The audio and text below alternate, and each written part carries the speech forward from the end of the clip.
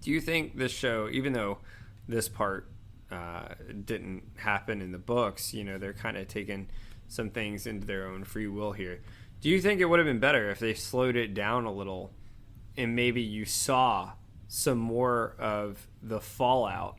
from Lady Rhea's death into that house and what happened, and with him coming over to the marriage scene, and maybe say if Damon did happen to be a little bit more on the accusation line, not as much as like how Tyrion was in Game of Thrones, but you saw more of that conflict there, and they took this a little bit slower. Do you think it would have been better that way?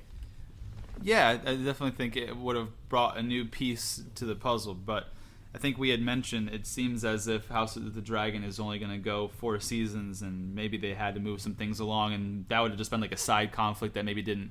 I think it could have held some dire consequences one way or the other for the realm, but I guess it's just a direction that they didn't want to go in, right? So, yeah, I think it'd been cool to see that and to see if that would have played any sort of role when